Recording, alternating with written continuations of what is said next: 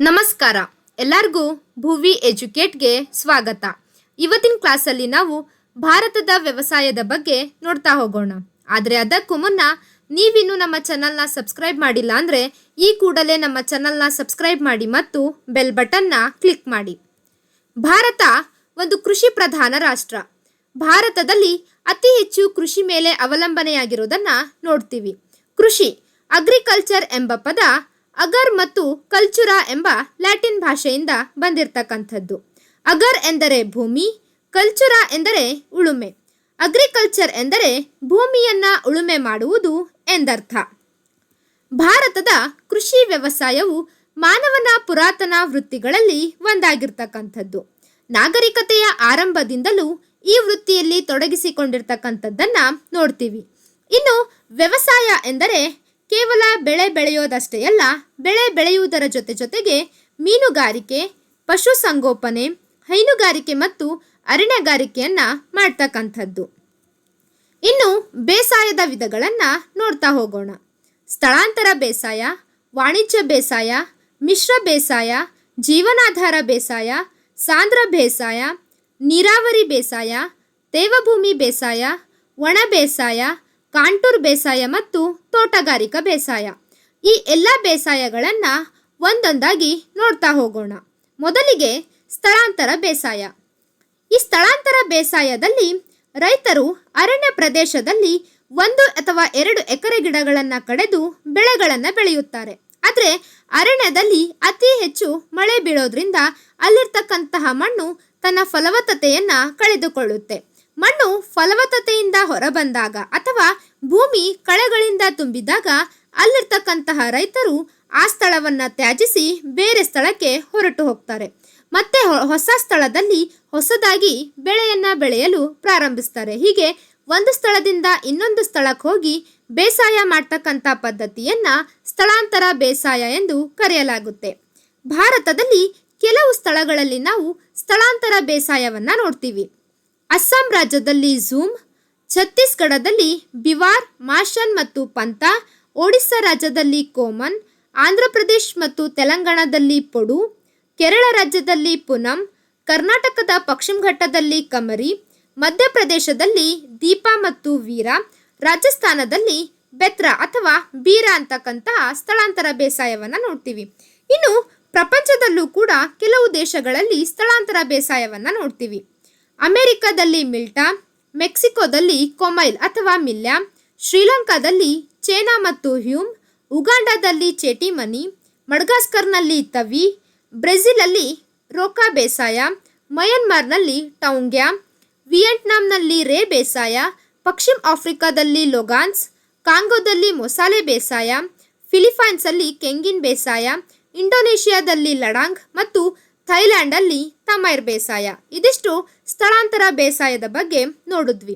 ಇನ್ನು ಮಿಶ್ರ ಬೇಸಾಯ. ಮಿಶ್ರ ಬೇಸಾಯ ಅಂದರೆ ವ್ಯವಸಾಯದ ಜೊತೆಗೆ ವಿವಿಧ ಪ್ರಾಣಿ ಸಾಕಾಣಿಕೆ ಮಾಡ್ತಕ್ಕಂಥದ್ದನ್ನು ಮಿಶ್ರ ಬೇಸಾಯ ಅಂತ ಕರಿತೀವಿ. ಜೇನು ಸಾಕಾಣಿಕೆಯನ್ನು ಎಪಿಕಲ್ಚರ್, ರೇಷ್ಮೆ ಸಾಕಾಣಿಕೆಯನ್ನು ಸಿರಿಕಲ್ಚರ್, ದ್ರಾಕ್ಷಿಯಿಂದ ವೈನ್ ಪಡಿತಕ್ಕಂಥದ್ದನ್ನು ವಿಟಿಕಲ್ಚರ್, ಪುಷ್ಪ ಬೇಸಾಯವನ್ನು ಫ್ಲೋರಿಕಲ್ಚರ್, ಹಣ್ಣುಗಳನ್ನು ಬೆಳೀತಕ್ಕಂಥದ್ದನ್ನು ಫಾರ್ಮಾಲಜಿ ಮತ್ತು ಕೋಳಿ ಸಾಕಾಣಿಕೆಯನ್ನು ಪೌಲ್ಟ್ರಿ ಫಾರಂ ಎಂದು ಕರೆಯಲಾಗುತ್ತದೆ. ಇದಿಷ್ಟು ಮಿಶ್ರ ಬೇಸಾಯದ ಬಗ್ಗೆ ನೋಡಿದ್ವಿ. ಇನ್ನು ಜೀವನಾಧಾರ ಬೇಸಾಯ. ಜೀವನಾಧಾರ ಬೇಸಾಯ ಅಂದರೆ ಜೀವನಕ್ಕೆ ಆಧಾರವಾಗಿರ್ತಕ್ಕಂತಹ ಬೆಳೆಗಳನ್ನು ಬೆಳೆಯೋದು. ಭಾರತದ ಪುರಾತನ ಕಾಲದಿಂದಲೂ ರೂಢಿಯಲ್ಲಿರ್ತಕ್ಕಂತಹ ಸಾಂಪ್ರದಾಯಿಕ ಬೇಸಾಯವಾಗಿದೆ. ಸಾಂಪ್ರದಾಯಿಕ ಮಾದರಿಯಲ್ಲಿ ಭೂಮಿಯನ್ನ ಉಳುಮೆ ಮಾಡಿ ಸಾಂಪ್ರದಾಯಿಕ ಬೀಜವನ್ನ ಬೆಳೀತಕ್ಕಂಥದ್ದನ್ನ ಜೀವನಾಧಾರ ಬೇಸಾಯ ಎಂದು ಕರಿತೀವಿ. ಉದಾಹರಣೆಗೆ ತರಕಾರಿ ಮತ್ತು ದ್ವಿದಳ ಧಾನ್ಯಗಳನ್ನು ಬೆಳೀತಕ್ಕಂಥದ್ದು. ಇನ್ನು ಸಾಂದ್ರ ಬೇಸಾಯ. ಸಾಂದ್ರ ಬೇಸಾಯದಲ್ಲಿ ಅಧಿಕ ಜನಸಾಂದ್ರತೆ ಇದ್ದು ಬೇಡಿಕೆ ಕೂಡ ಜಾಸ್ತಿ ಇರ್ತಕ್ಕಂಥದ್ದು. ಒಂದೇ ಕೃಷಿ ಭೂಮಿಯಲ್ಲಿ 2ಕ್ಕಿಂತ ಹೆಚ್ಚು ಬೆಳೆ ಬೆಳೀತಕ್ಕಂಥದ್ದನ್ನ ಸಾಂದ್ರ ಬೇಸಾಯ ಅಂತ ಕರಿತೀವಿ. ಭೂಮಿ ಮೇಲೆ ಅವಲಂಬನೆ ಇರತಕ್ಕಂತಹ ಜನಸಂಖ್ಯೆಯಿಂದ ಒಂದೇ ವರ್ಷದಲ್ಲಿ ಹೆಚ್ಚು ಫಲ ಅನಿವಾರ್ಯವಾಗಿರ್ತಕ್ಕಂಥದ್ದು. ಹೀಗಾಗಿ ಒಂದೇ ಕೃಷಿ ಭೂಮಿಯಲ್ಲಿ 2ಕ್ಕಿಂತ ಹೆಚ್ಚು ಬೆಳಿತೀವಿ. ಅದನ್ನ ಸಾಂದ್ರ ಬೇಸಾಯ ಅಂತ ಕರಿತೀವಿ. ಈ ಸಾಂದ್ರ ಬೇಸಾಯವು ಭಾರತದ ವಿವಿಧ ಪರಿಸ್ಥಿತಿಗಳಲ್ಲಿ ಬಿತ್ತನೆ ಭಿನ್ನವಾಗಿರ್ತಕ್ಕಂಥದ್ದು. ಉದಾಹರಣೆಗೆ ಏಕ ಬೆಳೆಗಳ ಬೇಸಾಯ, 2 ಬೆಳೆಗಳ ಬೇಸಾಯ ಮತ್ತು ಬಹುಬೆಳೆಗಳ ಬೇಸಾಯ.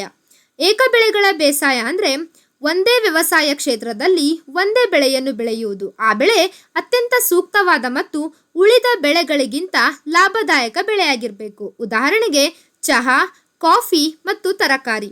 ಇನ್ನು ಎರಡು ಬೆಳೆಗಳ ಬೇಸಾಯದ ಬಗ್ಗೆ ನೋಡೋದಾದ್ರೆ, ಒಂದೇ ಪ್ರದೇಶದಲ್ಲಿ ಒಂದೇ ಅವಧಿಯಲ್ಲಿ ಎರಡು ಬೆಳೆಗಳನ್ನು ಬಿತ್ತನೆ ಮಾಡುವುದು. ಉದಾಹರಣೆಗೆ ಗೋಧಿ ಮತ್ತು ಎಣ್ಣೆಕಾಳುಗಳನ್ನು ಬೆಳೆಯೋದು, ಹತ್ತಿ ಮತ್ತು ಮೆಣಸಿನಕಾಯಿಯನ್ನು ಬೆಳೆಯೋದು. ಇನ್ನು ಬಹು ಬೆಳೆಗಳ ಬೇಸಾಯದ ಬಗ್ಗೆ ನೋಡೋದಾದ್ರೆ, ಒಂದೇ ಪ್ರದೇಶದಲ್ಲಿ ಹಲವಾರು ಅಥವಾ ಅನೇಕ ಬೆಳೆಗಳನ್ನು ಬೆಳೀತಕ್ಕಂಥದ್ದು. ಉದಾಹರಣೆಗೆ ಕಬ್ಬು, ತರಕಾರಿ, ಎಣ್ಣೆಕಾಳುಗಳನ್ನು ಬೆಳೆಯೋದು ಮತ್ತು ದ್ವಿದಳ ಧಾನ್ಯಗಳನ್ನು ಬೆಳೀತಕ್ಕಂಥದ್ದು. ಇದಿಷ್ಟು ಸಾಂದ್ರ ಬೇಸಾಯದ ಬಗ್ಗೆ ನೋಡಿದ್ವಿ. ಇನ್ನು ತೋಟಗಾರಿಕಾ ಬೇಸಾಯ. ತೋಟಗಾರಿಕಾ ಬೇಸಾಯವು ದೀರ್ಘ ಅವಧಿಯ ಲಾಭದ ಉದ್ದೇಶದಿಂದ ಬೆಳೀತಕ್ಕಂತಹ ಬೇಸಾಯವಾಗಿದೆ. ಪಾಶ್ಚಿಮಾತ್ಯ ದೇಶಗಳಲ್ಲಿ ಅಗತ್ಯವಾದ ವ್ಯವಸಾಯೋತ್ಪನ್ನಗಳನ್ನು ಉತ್ಪಾದಿಸಿ ರಫ್ತು ಮಾಡುವ ಉದ್ದೇಶದಿಂದ ಬೆಳೀತಕ್ಕಂಥ ಬೆಳೆಯನ್ನ ತೋಟಗಾರಿಕಾ ಬೇಸಾಯ ಎಂದು ಕರಿತೀವಿ. ಉದಾಹರಣೆಗೆ ತೆಂಗು, ಕಾಫಿ, ರಬ್ಬರ್, ಅಡಿಕೆ ಮತ್ತು ಚಹಾ. ಇದಿಷ್ಟು ತೋಟಗಾರಿಕಾ ಬೇಸಾಯದ ಬಗ್ಗೆ ನೋಡಿದ್ವಿ. ಇನ್ನು ನೀರಾವರಿ ಬೇಸಾಯ. ನೀರಾವರಿ ಬೇಸಾಯ ಅಂದರೆ ವರ್ಷವಿಡೀ ನೀರಿಡ್ತಕ್ಕಂಥ ಪ್ರದೇಶ. ಅಲ್ಲಿ ಬಾವಿ ನೀರಾವರಿ, ಕೆರೆ ನೀರಾವರಿ ಮತ್ತು ಕಾಲುವೆ ನೀರಾವರಿಯನ್ನು ನೋಡ್ತೀವಿ.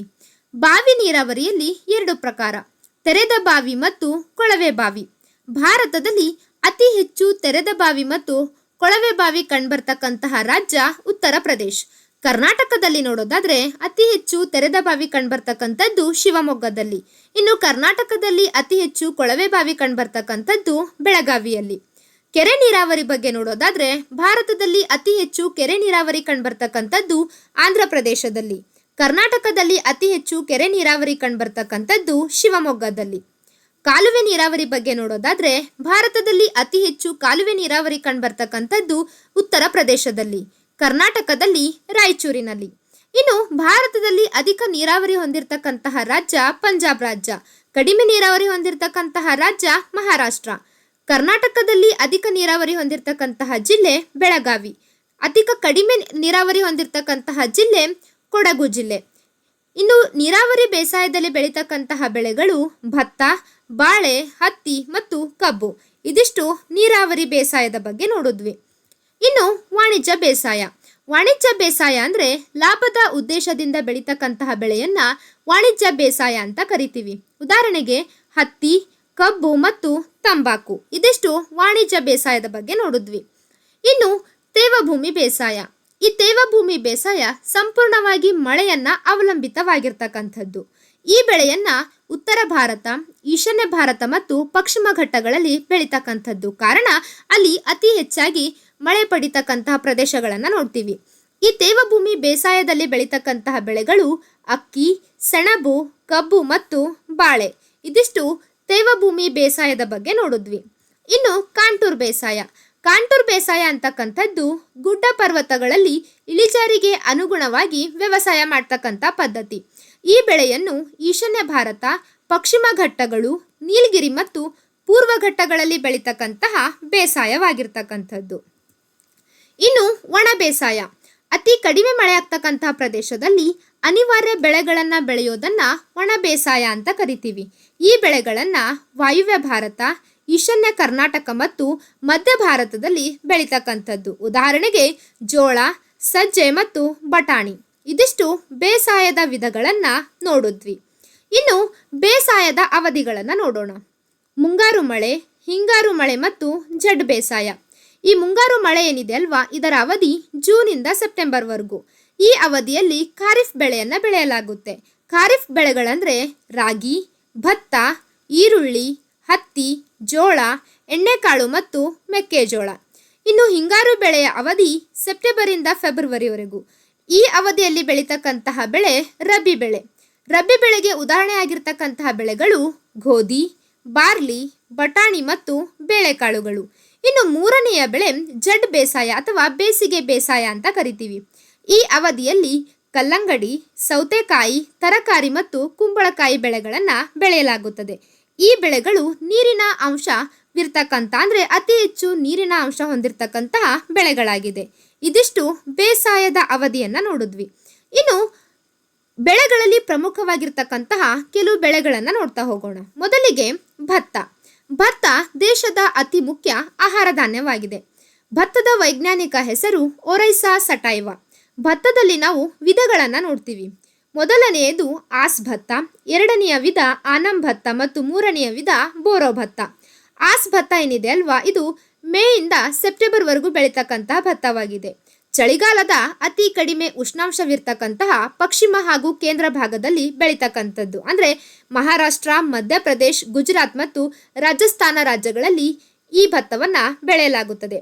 ಈ ಅವಧಿಯ ಬಿತ್ತನೆಯನ್ನ ಬಿಹಾರದಲ್ಲಿ ಬಡಿಯಾವ್ ಎಂದು ಕರೆಯಲಾಗುತ್ತದೆ. ಇನ್ನು ಅನಂ ಭತ್ತ, ಇದನ್ನ ಜೂನಿಂದ ಅಕ್ಟೋಬರ್ವರೆಗೂ ಬೆಳೆಯಲಾಗುತ್ತೆ. ಭಾರತದಲ್ಲಿ ಈ ಅವಧಿಯಲ್ಲೇ ಅತಿ ಹೆಚ್ಚು ಭತ್ತ ಉತ್ಪಾದನೆಯನ್ನ ಮಾಡಲಾಗ್ತಕ್ಕಂಥದ್ದು.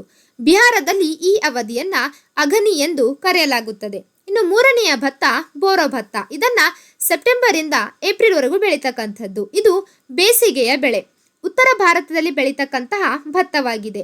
ಈ ಅವಧಿಯ ಭತ್ತವನ್ನ ಗರ್ಮ ಎಂದು ಕರೆಯಲಾಗುತ್ತದೆ. ಇದಿಷ್ಟು ಭತ್ತದ ವಿಧಗಳನ್ನು ನೋಡಿದ್ವಿ. ಇನ್ನು ಭತ್ತ ಬೆಳೀತಕ್ಕಂಥ ಸೂಕ್ತವಾದ ಮಣ್ಣು ಕಪ್ಪು ಮಣ್ಣು, ಮೆಕ್ಕಲು ಮಣ್ಣು ಮತ್ತು ಕೆಂಪು ಮಣ್ಣು. ಪ್ರಪಂಚದಲ್ಲಿ ಅತಿ ಹೆಚ್ಚು ಭತ್ತ ಬೆಳೀತಕ್ಕಂತಹ ದೇಶ ಚೀನಾ ದೇಶ. ಎರಡನೆಯ ದೇಶ ಭಾರತ. ಆದರೆ ಅತಿ ಹೆಚ್ಚು ಭತ್ತ ರಫ್ತು ಮಾಡ್ತಕ್ಕಂತಹ ದೇಶ ಭಾರತ. ದೇಶದಲ್ಲಿ ಅಂದರೆ ಭಾರತದಲ್ಲಿ ಅತಿ ಹೆಚ್ಚು ಭತ್ತ ಬೆಳೀತಕ್ಕಂತಹ ರಾಜ್ಯ ಪಶ್ಚಿಮ ಬಂಗಾಳ. ಎರಡನೆಯ ರಾಜ್ಯ ಉತ್ತರ ಪ್ರದೇಶ್. ಇನ್ನು ಕರ್ನಾಟಕಕ್ಕೆ ಬಂದರೆ ಅತಿ ಹೆಚ್ಚು ಭತ್ತ ಬೆಳೀತಕ್ಕಂತಹ ಜಿಲ್ಲೆ ರಾಯಚೂರು, ಎರಡನೆಯ ಜಿಲ್ಲೆ ಶಿವಮೊಗ್ಗ, ಮೂರನೆಯ ಜಿಲ್ಲೆ ದಾವಣಗೆರೆ. ಭತ್ತದ ಪಾರ್ಕ್ ಅಥವಾ ರೈಸ್ ಪಾರ್ಕ್ ಕಂಡು ಬರ್ತಕ್ಕಂಥದ್ದು ಕೊಪ್ಪಳದ ಕಾರಟಗಿಯಲ್ಲಿ. ಇನ್ನು ಕೇಂದ್ರೀಯ ಭತ್ತದ ಸಂಶೋಧನಾ ಸಂಸ್ಥೆ ಇರ್ತಕ್ಕಂಥದ್ದು ಒಡಿಸ್ಸಾದ ಕಟಕ್ನಲ್ಲಿ. ಅಂತಾರಾಷ್ಟ್ರೀಯ ಭತ್ತ ಸಂಶೋಧನಾ ಸಂಸ್ಥೆ ಫಿಲಿಪೈನ್ಸ್ನ ಮನಿಲಾದಲ್ಲಿ ಕಂಡುಬರ್ತಕ್ಕಂಥದ್ದು. ಗೋಲ್ಡನ್ ರೈಸ್ ಅಂತಕ್ಕಂಥ ಬೆಳೆಯುವ ಏಕೈಕ ದೇಶ ಫಿಲಿಪೈನ್ ಸರ್ಕಾರ. ಇದಿಷ್ಟು ಭತ್ತದ ಬಗ್ಗೆ ನೋಡಿದ್ವಿ. ಇನ್ನು ಗೋಧಿ. ಗೋಧಿಯ ವೈಜ್ಞಾನಿಕ ಹೆಸರು ಟ್ರಿಟಿಕಾಮ್. ಸಾಧಾರಣ ತಾಪಮಾನ, ಸಾಧಾರಣ ಮಳೆಯಲ್ಲಿ ಬೆಳೀತಕ್ಕಂತಹ ಬೆಳೆಯಾಗಿರ್ತಕ್ಕಂಥದ್ದು. ಗೋಧಿಗೆ ಸೂಕ್ತವಾಗಿರ್ತಕ್ಕಂತಹ ಮಣ್ಣು ಮೆಕ್ಕಲು ಮಣ್ಣು. ಪ್ರಪಂಚದಲ್ಲಿ ಅತಿ ಹೆಚ್ಚು ಗೋಧಿ ಬೆಳೀತಕ್ಕಂತಹ ದೇಶ ಚೀನಾ ದೇಶ. ಎರಡನೆಯ ದೇಶ ಭಾರತ. ಭಾರತದಲ್ಲಿ ಅತಿ ಹೆಚ್ಚು ಗೋಧಿ ಬೆಳೀತಕ್ಕಂತಹ ರಾಜ್ಯ ಉತ್ತರ ಪ್ರದೇಶ್. ಎರಡನೆಯ ರಾಜ್ಯ ಪಂಜಾಬ್. ಪಂಜಾಬನ್ನ ಗೋಧಿಯ ಕಣಜ ಎಂದು ಕರೆಯಲಾಗುತ್ತದೆ. ಇನ್ನು ಕರ್ನಾಟಕದಲ್ಲಿ ಅತಿ ಹೆಚ್ಚು ಗೋಧಿ ಬೆಳೀತಕ್ಕಂತಹ ಜಿಲ್ಲೆ ಧಾರವಾಡ. ಎರಡನೆಯ ಜಿಲ್ಲೆ ಬೆಳಗಾವಿ. ಇದಿಷ್ಟು ಗೋಧಿ ಬಗ್ಗೆ ನೋಡಿದ್ವಿ. ಇನ್ನು ಜೋಳ. ಜೋಳದ ವೈಜ್ಞಾನಿಕ ಹೆಸರು ಸೋರ್ಗಮ್ ವಲ್ಗರೆ. ಈ ಬೆಳೆಯನ್ನು ಸಾಧಾರಣ ತಾಪಮಾನ ಅಥವಾ ಒಳ ಹವಾಮಾನದಲ್ಲಿ ಬೆಳೀತಕ್ಕಂಥದ್ದು.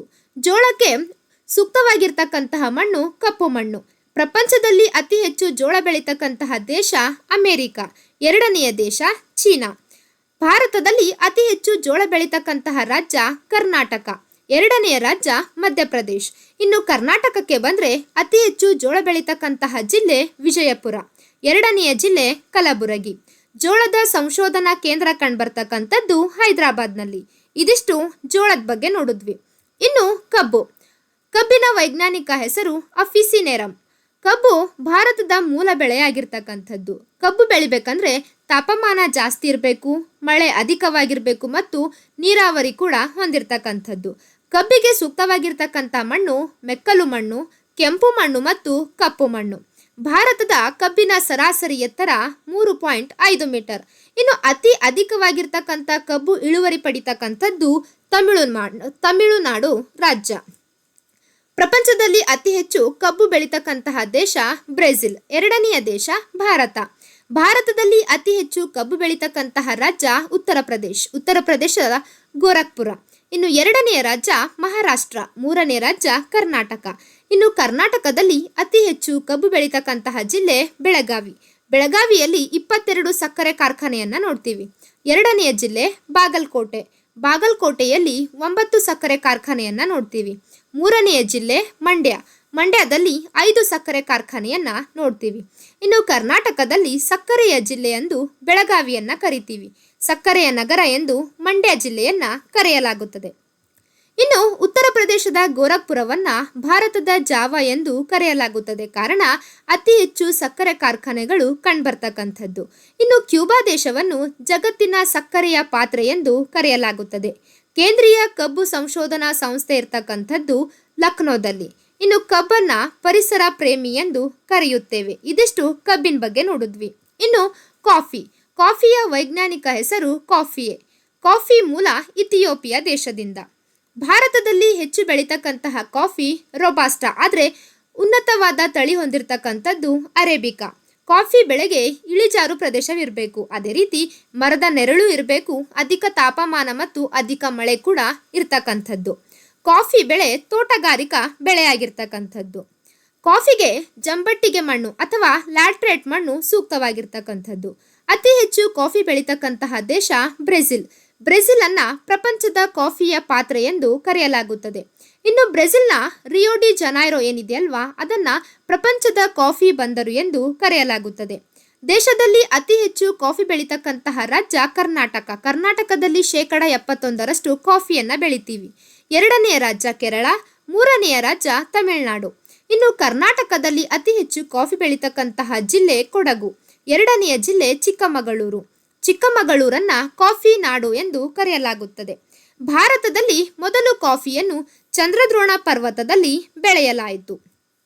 ಇನ್ನು ಕಾಫಿಗೆ GI ಟ್ಯಾಗ್ ಕೂಡ ದೊರಕಿರ್ತಕ್ಕಂಥದ್ದು. ಮಡಿಕೇರಿಯಲ್ಲಿರ್ತಕ್ಕಂಥ Coorg coffee, Baba Budangiri coffee, Chikkamagaluru coffee, monsoon Arabic coffee, monsoon robusta coffee ಹಾಗೂ ವೈನಾಡ್ ಕಾಫಿ, ಈ ಎಲ್ಲ ಕಾಫಿಗಳಿಗೆ GI ಟ್ಯಾಗ್ ದೊರಕಿರ್ತಕ್ಕಂಥದ್ದು. ಇದಿಷ್ಟು ಕಾಫಿ ಬಗ್ಗೆ ನೋಡಿದ್ವಿ. ಇನ್ನು ಚಹಾ. ಚಹಾದ ವೈಜ್ಞಾನಿಕ ಹೆಸರು ಕೆಮಿಲಿಯಾ ಥಿಯಾನ್. ಚಹಾವನ್ನ ಅಧಿಕ ತಾಪಮಾನ ಮತ್ತು ಅಧಿಕ ಮಳೆಯಲ್ಲಿ ಬೆಳೆಯಲಾಗುತ್ತದೆ. ಚಹಾಕ್ಕೆ ಸೂಕ್ತವಾಗಿರ್ತಕ್ಕಂತಹ ಮಣ್ಣು ಜಂಬಟ್ಟಿಗೆ ಮಣ್ಣು. ಪ್ರಪಂಚದಲ್ಲಿ ಅತಿ ಹೆಚ್ಚು ಚಹಾ ಬೆಳೀತಕ್ಕಂತಹ ದೇಶ ಚೀನಾ ದೇಶ, ಎರಡನೆಯ ದೇಶ ಅಮೆರಿಕ. ಭಾರತದಲ್ಲಿ ಅತಿ ಹೆಚ್ಚು ಚಹಾ ಬೆಳೀತಕ್ಕಂತಹ ರಾಜ್ಯ ಅಸ್ಸಾಂ, ಎರಡನೆಯ ರಾಜ್ಯ ಪಶ್ಚಿಮ ಬಂಗಾಳ. ಇನ್ನು ಪಶ್ಚಿಮ ಬಂಗಾಳದ ಡಾರ್ಜಿಲಿಂಗ್ ಅನ್ನ ಚಹಾದ ಚಾಂಪಿಯನ್ ಎಂದು ಕರೆಯಲಾಗುತ್ತದೆ. ಇನ್ನು ಕರ್ನಾಟಕಕ್ಕೆ ಬಂದ್ರೆ ಅತಿ ಹೆಚ್ಚು ಚಹಾ ಬೆಳೀತಕ್ಕಂತಹ ಜಿಲ್ಲೆ ಕೊಡಗು, ಎರಡನೆಯ ಜಿಲ್ಲೆ ಹಾಸನ್, ಮೂರನೆಯ ಜಿಲ್ಲೆ ಚಾಮರಾಜನಗರ. ಇದಿಷ್ಟು ಚಹಾದ ಬಗ್ಗೆ ನೋಡಿದ್ವಿ. ಇನ್ನು ತಂಬಾಕು. ತಂಬಾಕು ವೈಜ್ಞಾನಿಕ ಹೆಸರು ನಿಕೋಶಿಯಾ. ಪ್ರಪಂಚದಲ್ಲಿ ಅತಿ ಹೆಚ್ಚು ತಂಬಾಕು ಬೆಳೀತಕ್ಕಂತಹ ದೇಶ ಚೀನಾ, ಎರಡನೆಯ ದೇಶ ಭಾರತ. ಭಾರತದಲ್ಲಿ ಅತಿ ಹೆಚ್ಚು ತಂಬಾಕು ಬೆಳೀತಕ್ಕಂತಹ ರಾಜ್ಯ ಆಂಧ್ರ ಪ್ರದೇಶ್, ಎರಡನೆಯ ರಾಜ್ಯ ಗುಜರಾತ್. ಇನ್ನು ಕರ್ನಾಟಕಕ್ಕೆ ಬಂದರೆ ಅತಿ ಹೆಚ್ಚು ತಂಬಾಕು ಬೆಳೀತಕ್ಕಂತಹ ಜಿಲ್ಲೆ ಮೈಸೂರು, ಎರಡನೆಯ ಜಿಲ್ಲೆ ಹಾಸನ್. ಇದಿಷ್ಟು ತಂಬಾಕು ಬಗ್ಗೆ ನೋಡಿದ್ವಿ. ಇನ್ನು ಕಾಫಿ, ಚಹಾ ಮತ್ತು ತಂಬಾಕು ಭಾರತಕ್ಕೆ ಪರಿಚಯಿಸಿರ್ತಕ್ಕಂಥವ್ರು ಮತ್ತು ಉತ್ತೇಜನಕಾರಿ ವಸ್ತು ಯಾವುದು ಅಂತ ನೋಡ್ತಾ ಹೋಗೋಣ. ಕಾಫಿ ಬೀಜದಿಂದ ಬೆಳೀತಕ್ಕಂಥದ್ದು. ಕಾಫಿಯನ್ನ ಭಾರತಕ್ಕೆ ಪರಿಚಯಿಸಿದವರು ಬಾಬಾ ಬುಡನ್. ಇನ್ನು ಉತ್ತೇಜನಕಾರಿಯಾಗಿರ್ತಕ್ಕಂತಹ ವಸ್ತು ಕೆಫೆನ್.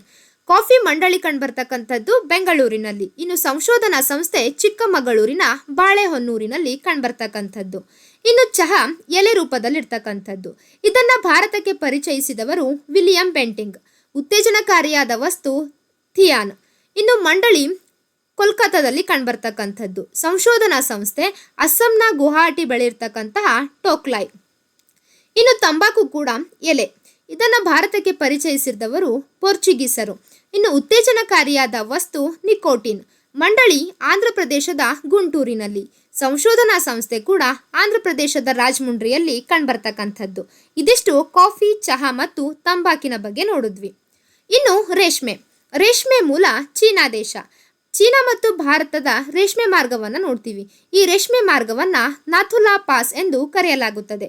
ಪ್ರಪಂಚದಲ್ಲಿ ಅತಿ ಹೆಚ್ಚು ರೇಷ್ಮೆ ಬೆಳೀತಕ್ಕಂತಹ ದೇಶ ಚೀನಾ ದೇಶ, ಎರಡನೆಯ ದೇಶ ಭಾರತ. ಭಾರತದಲ್ಲಿ ಅತಿ ಹೆಚ್ಚು ರೇಷ್ಮೆ ಬೆಳೀತಕ್ಕಂತಹ ರಾಜ್ಯ ಕರ್ನಾಟಕ, ಎರಡನೆಯ ರಾಜ್ಯ ಅಸ್ಸಾಂ. ಇನ್ನು ಕರ್ನಾಟಕದಲ್ಲಿ ಅತಿ ಹೆಚ್ಚು ರೇಷ್ಮೆ ಬೆಳೀತಕ್ಕಂತಹ ಜಿಲ್ಲೆ ರಾಮನಗರ, ಎರಡನೆಯ ಜಿಲ್ಲೆ ಬೆಂಗಳೂರು ಗ್ರಾಮಾಂತರ. ಅತಿ ದೊಡ್ಡ ರೇಷ್ಮೆ ಮಾರುಕಟ್ಟೆ ಕಂಡುಬರ್ತಕ್ಕಂಥದ್ದು ರಾಮನಗರದಲ್ಲಿ. ರಾಮನಗರವನ್ನ ರೇಷ್ಮೆ ನಾಡು ಎಂದು ಕರೆಯಲಾಗುತ್ತದೆ. ಇನ್ನು ಒಳ್ಳೆ ರೇಷ್ಮೆ ಬೆಳೀತಕ್ಕಂಥದ್ದು ಮೈಸೂರಿನಲ್ಲಿ.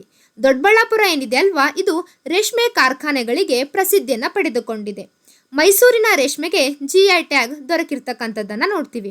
ಇನ್ನು ಕರ್ನಾಟಕದಲ್ಲಿ ಮೊದಲ GI ಟ್ಯಾಗ್ ಪಡೆದ ವಸ್ತು ರೇಷ್ಮೆ. ಮೊಳಕಾಲ್ಮೂರು ರೇಷ್ಮೆ ಸೀರೆಗೂ ಕೂಡ GI ಟ್ಯಾಗ್ ದೊರಕಿರ್ತಕ್ಕಂಥದ್ದನ್ನು ನೋಡ್ತೀವಿ. ಇದಿಷ್ಟು ರೇಷ್ಮೆ ಬಗ್ಗೆ ನೋಡಿದ್ವಿ. ಇನ್ನು ಮೀನುಗಾರಿಕೆ. ಭಾರತದಲ್ಲಿ ಅತಿ ಹೆಚ್ಚು ಮೀನು ಹಿಡಿತಕ್ಕಂತಹ ರಾಜ್ಯ ಆಂಧ್ರ ಪ್ರದೇಶ್, ಎರಡನೆಯ ರಾಜ್ಯ ಪಶ್ಚಿಮ ಬಂಗಾಳ, ಮೂರನೆಯ ರಾಜ್ಯ ಗುಜರಾತ್, ನಾಲ್ಕನೇ ರಾಜ್ಯ ಕೇರಳ ಮತ್ತು ಐದನೇ ರಾಜ್ಯ ತಮಿಳುನಾಡು. ಇನ್ನು ಒಳನಾಡು ಮೀನುಗಾರಿಕೆ ಅಂದರೆ ನದಿಗಳಲ್ಲಿ ಮೀನು ಹಿಡಿತಕ್ಕಂಥದ್ದು. ಈ ಒಳನಾಡು ಮೀನುಗಾರಿಕೆಯಲ್ಲಿ ಮೊದಲ ಸ್ಥಾನ ಪಡೆದುಕೊಂಡಿರ್ತಕ್ಕಂಥದ್ದು ಪಶ್ಚಿಮ ಬಂಗಾಳ. ಇದಿಷ್ಟು ಮೀನುಗಾರಿಕೆ ಬಗ್ಗೆ ನೋಡಿದ್ವಿ. ಇನ್ನು ಹತ್ತಿಯ ವೈಜ್ಞಾನಿಕ ಹೆಸರು ಗ್ಯಾಸಿಪಿಯಂ. ಹತ್ತಿಗೆ ಸೂಕ್ತವಾಗಿರ್ತಕ್ಕಂತಹ ಮಣ್ಣು ಕಪ್ಪು ಮಣ್ಣು. ಕಪ್ಪು ಮಣ್ಣು ದೀರ್ಘಕಾಲ ತೇವಾಂಶವನ್ನು ಸಂಗ್ರಹ ಮಾಡ್ತಕ್ಕಂಥದ್ದು. ಪ್ರಪಂಚದಲ್ಲಿ ಹತ್ತಿಯನ್ನು ಅತಿ ಹೆಚ್ಚು ಬೆಳೀತಕ್ಕಂತಹ ದೇಶ ಚೀನಾ, ಎರಡನೆಯ ದೇಶ ಭಾರತ. ಇನ್ನು ಭಾರತದಲ್ಲಿ ಅತಿ ಹೆಚ್ಚು ಹತ್ತಿ ಬೆಳೀತಕ್ಕಂತಹ ರಾಜ್ಯ ಗುಜರಾತ್, ಎರಡನೆಯ ರಾಜ್ಯ ಮಹಾರಾಷ್ಟ್ರ. ಇನ್ನು ಕರ್ನಾಟಕಕ್ಕೆ ಬಂದರೆ ಅತಿ ಹೆಚ್ಚು ಹತ್ತಿ ಬೆಳೀತಕ್ಕಂತಹ ಜಿಲ್ಲೆ ಹಾವೇರಿಯ ರಾಣೆಬೆನ್ನೂರು. ಇನ್ನು ಎರಡನೆಯ ಜಿಲ್ಲೆ ಧಾರವಾಡ. ರಾಣೆಬೆನ್ನೂರು ಏನಿದೆ ಅಲ್ವಾ, ಅಲ್ಲಿ ಸುಧಾರಿತ ಹತ್ತಿ ಬೀಜಗಳ ಉತ್ಪಾದನಾ ಕೇಂದ್ರವನ್ನ ಕಂಡುಬರ್ತಕ್ಕಂಥದ್ದು. ಮೊದಲಿಗೆ 1818ರಲ್ಲಿ ಪಶ್ಚಿಮ ಬಂಗಾಳದ ಕೋಲ್ಕತ್ತಾದಲ್ಲಿ ಹತ್ತಿ ಮಿಲನ್ನ ಪ್ರಾರಂಭ ಮಾಡ್ತಾರೆ. ಆದರೆ ಅದು ಯಶಸ್ವಿ ಆಗಲಿಲ್ಲ. ಅದಾದ್ಮೇಲೆ 1854ರಲ್ಲಿ ಮುಂಬೈನಲ್ಲಿ ಆಧುನಿಕ ಯಂತ್ರಗಳನ್ನು ಬಳಸಿ ಮೊದಲ ಹತ್ತಿ ಕಾರ್ಖಾನೆಯನ್ನ ಆರಂಭ ಮಾಡಲಾಯಿತು. ಮುಂಬೈಯನ್ನ ಭಾರತದ ಮ್ಯಾಂಚೆಸ್ಟರ್ ಅಥವಾ ಕಾಟನೋಪಾಲಿಸ್ ಸಿಟಿ ಎಂದು ಕರೆಯಲಾಗುತ್ತದೆ. ಇನ್ನು ರಾಗಿ ಬಗ್ಗೆ ನೋಡೋಣ. ರಾಗಿಯ ವೈಜ್ಞಾನಿಕ ಹೆಸರು ಎಲಿಯೋಸಿನ್ ಕೊರಕಾನ್. ರಾಗಿಯನ್ನ ಬರಗಾಲದ ಬೆಳೆ ಎಂದು ಕರೆಯಲಾಗುತ್ತದೆ. ಕಾರಣ ಕಡಿಮೆ ಮಳೆ, ಅಧಿಕ ತಾಪಮಾನ ಹಾಗೂ ದೀರ್ಘಕಾಲ ಸಂಗ್ರಹ ಕೂಡ ಮಾಡಬಹುದು. ರಾಗಿ ಬೆಳೆಗೆ ಕೆಂಪು ಮಣ್ಣು ಸೂಕ್ತವಾಗಿರ್ತಕ್ಕಂಥದ್ದು. ಪ್ರಪಂಚದಲ್ಲಿ ಅತಿ ಹೆಚ್ಚು ರಾಗಿ ಬೆಳೀತಕ್ಕಂಥದ್ದು ಭಾರತ, ಎರಡನೆಯ ದೇಶ ದಕ್ಷಿಣ ಆಫ್ರಿಕಾ. ಇನ್ನು ಭಾರತದಲ್ಲಿ ಅತಿ ಹೆಚ್ಚು ರಾಗಿ ಬೆಳೀತಕ್ಕಂತಹ ರಾಜ್ಯ ಕರ್ನಾಟಕ, ಎರಡನೆಯ ರಾಜ್ಯ ತಮಿಳುನಾಡು.